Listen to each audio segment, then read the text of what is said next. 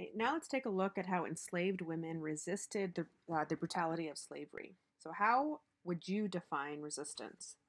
I would define it in a couple of ways. One, everyday forms of resistance that are undercover and wouldn't at first glance be considered resisting, e.g., stealing from the kitchen, but also reclaiming humanity through the maintenance of relationships and culture. Two, active and direct resistance, running away, rebellions, talking back, etc. In their everyday lives, enslaved women found ways to resist. Enslaved women's place in the plantation household kitchen allowed them, for instance, to poison slaveholders. They also stole food from the kitchen to pass along to children and others on the plantation. And although Southern law did not recognize the rape of a black woman as a crime, when white men tried to rape them, they sometimes fought back. They might also fake illness to gain a reprieve from work. For instance, Maria, one of President James K. Polk's slaves, repeatedly said she was too sick to work until she was reassigned from the field to the household to weave, when she suddenly returned to good health. Some women also resisted having children by having abortions or simply refusing to have sex with men slaveholders chose for them. Women also resisted simply by building and trying to protect their families and by forming community among other enslaved women in an attempt to counter slave owners' attempts to dehumanize them. For instance, there was a separate world of enslaved women that fostered female cooperation and interdependence. In part because men were more likely to be sold off, women who weren't related to each other formed family like bonds to support and care for each other. Older women also often served as doctors and midwives. In the absence of adequate medical care, they took responsibility for caring for the sick. In short, the formation of community among women was one key way that women resisted the dehumanizing effects of slavery. Even though their families were often torn apart when they were sold off on the auction block, enslaved women and men did form lasting bonds with one another and get married, which weren't legally recognized but had the same emotional significance. So these marriages were often encouraged by slave owners as a way to get enslaved women to have more children, which added, of course, to the slave owner's wealth. Marriages of enslaved people were distinct from other marriages for a number of reasons. Women could not depend on men to protect them from whippings and sexual violence. They had no property to share. Food, clothing, and shelter could not be provided by husbands. And thus, enslaved families were unusually egalitarian or equal. There simply were not the legal mechanisms in place for husbands to have the same kind of control over their wives. Okay, let's take a look at running away, the single most common form of resistance to the brutality of slavery. Enslaved men and women tried to make it to freedom in the northern states of the 19th century and in Canada, where slavery didn't exist. Men ran away in much larger numbers than women ever did. For example, 77% of the runaways advertised in South Carolina during the 1730s were men. Why did women run away? Why did women not run away as frequently as men?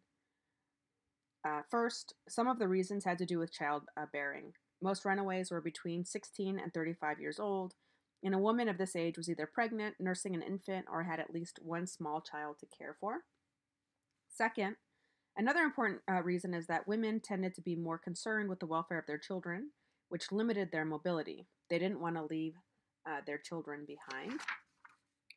Third, finally, taking young children with you while running away meant risking getting caught when children cried. Children slowed runaways down because they needed to be carried, and so on. That said, a minority of runaways were women. Despite the difficulty and dangers, for instance, a Maryland enslaved woman named Maria escaped slavery in 1859 with all 7 of her children with the help of the Underground Railroad. The Underground Railroad was not literally underground. It largely consisted of houses where runaway slaves could stop for shelter and safety on their way to freedom. The network was organized by free black people, former slaves, and sympathetic whites. Harriet Tubman is perhaps the most well-known leader of the Underground Railroad. Tubman, born in Maryland in 1820, escaped to Philadelphia in 1849, and over the next several years she made numerous dangerous trips back to Maryland to rescue relatives and other slaves. Ultimately, Tubman had a hand in rescuing perhaps 75 men, women, and children from slavery. She later became a spy for the Union Army during the Civil War. You watched the Drunk History episode about this.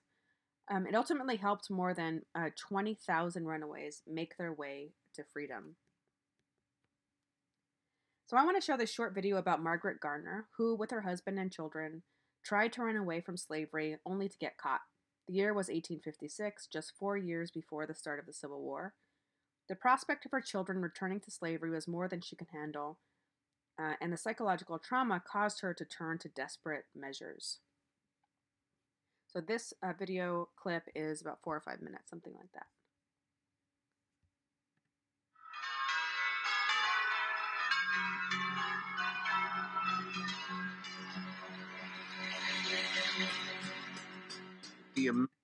An enslaved woman named Margaret Garner lived here on a farm. Margaret was 20 with 4 children. Freedom lay just 5 miles away. So she and her husband decided to run. They traveled by night and made it here to the banks of the Ohio River at dawn.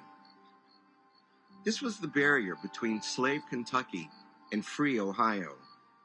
It was a 1/4 mile wide and frozen solid. They got here just before sunrise. So they must have been exhausted and terrified. And cold. And cold, yeah. Yeah. And they look over there, and there's nothing but ice. Frozen solid. A natural footbridge. A natural footbridge to freedom.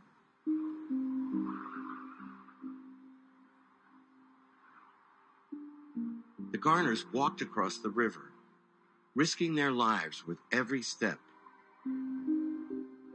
And then they arrived at a small house in Ohio, owned by a free black man.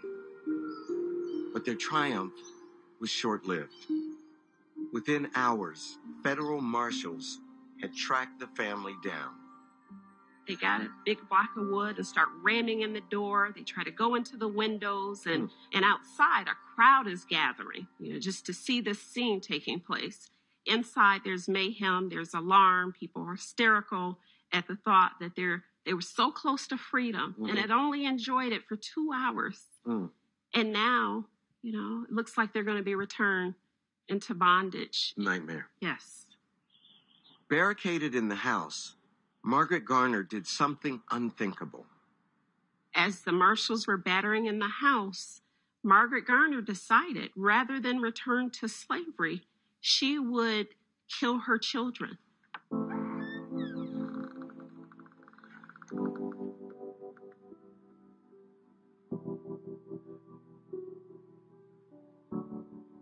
When the marshals finally broke in, they were confronted by a horrible scene.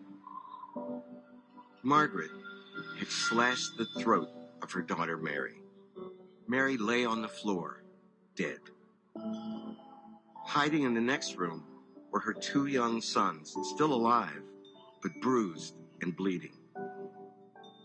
Margaret, knife in hand, was quite clear about what she'd done and why.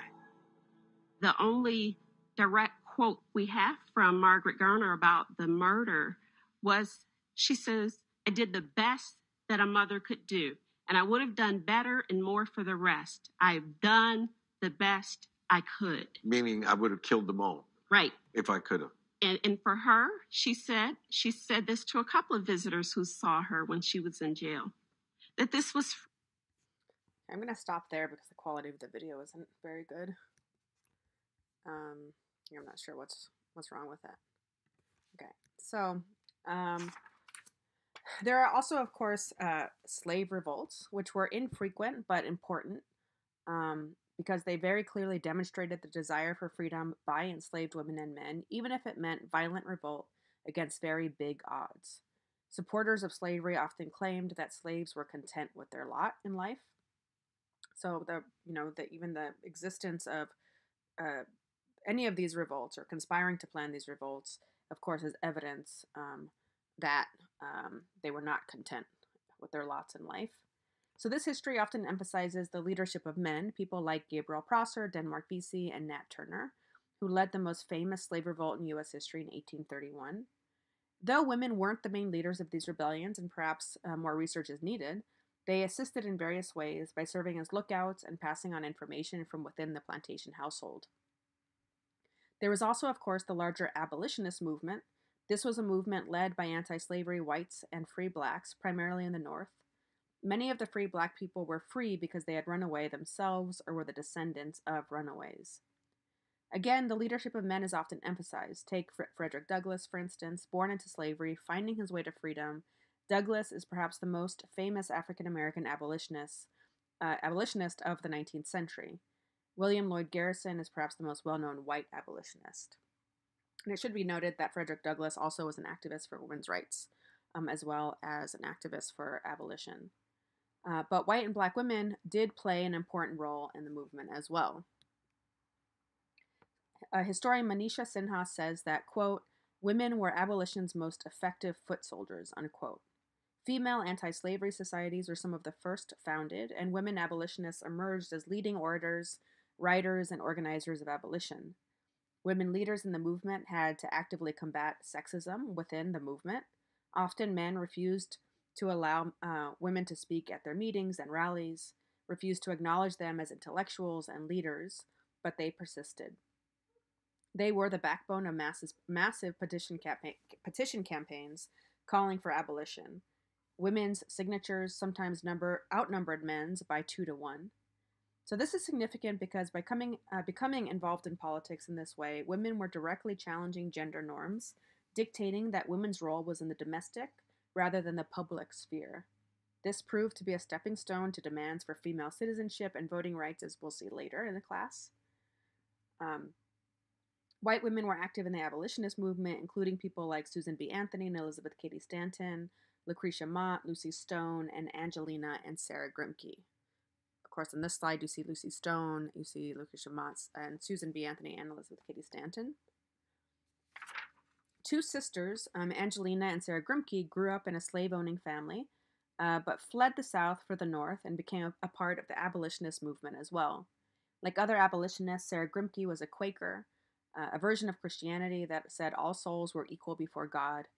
Quakers were very influential in the abolitionist and women's rights movements in the 19th century. Because the Grimke sisters spoke publicly frequently, conservatives opposed to abolition issued sexist denunciations of them. They were accused of threatening the female character with widespread and permanent injury. In the religious press, Angelina was derisively called Devilina for speaking publicly. In response, the Grimke sisters defended their rights and learned that as they advocated for the abolition of slavery, they must also advocate for women's rights. This quote by Angelina Grimke is a powerful one. Quote, I ask no favors for my sex. I surrender not our claim to equality. All I ask of our brethren is that they will take their feet from our necks and permit us to stand upright on that ground which God designed us to occupy, unquote. Black women and white women formed organizations that were not interracial, but they also formed groups like the Philadelphia Female Anti-Slavery Society in 1833, which was one of the few interracial organizations, though Black women made up only about 12% of the members. So let's take a closer look at a couple of Black female leaders. Maria Stewart was born in Hartford, Connecticut in 1803. She was a teacher by profession and also a writer, activist, and public speaker, calling for the freedom of Black people in general and the abolition of slavery in particular. She was one of the first Black women to speak publicly before audiences of both white and Black people. Sarah Mapps Douglass was born a free Black woman in 1806 in Philadelphia to a family of abolitionists. She also became a teacher. In her writing, she urged free Black women to advocate for the freedom of enslaved women. In one of her essays, she reminded free Black women to, quote, make our captive sisters the subject of our daily conversation, our daily prayers, unquote. I think it's most important to highlight the role played by Sojourner Truth. She was born into slavery in upstate New York. She was bought and sold 4 times while in slavery. While enslaved, she had 5 children. An abolitionist family bought her freedom, with the exception of one child. The remaining children were enslaved. Prior to becoming involved first in the abolitionist movement and then in women's rights activism, Sojourner Truth became a religious preacher. And you can read about her life in The Narrative of Sojourner Truth by Nell Irvin Painter. You can see here Sojourner Truth. This is the book. I also recommend this book on the left, A History of Abolition, or The Slave's Cause, A History of Abolition by Manisha Sinha. Okay, above all, the abolitionist movement was the first mass interracial movement in the United States.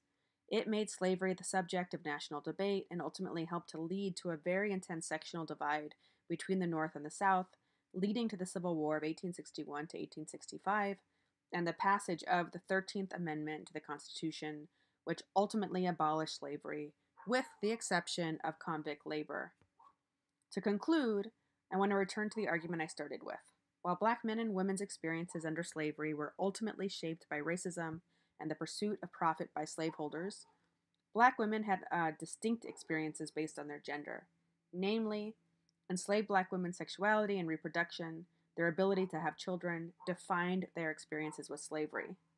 But enslaved black women, like their male counterparts, found ways to resist enslavement.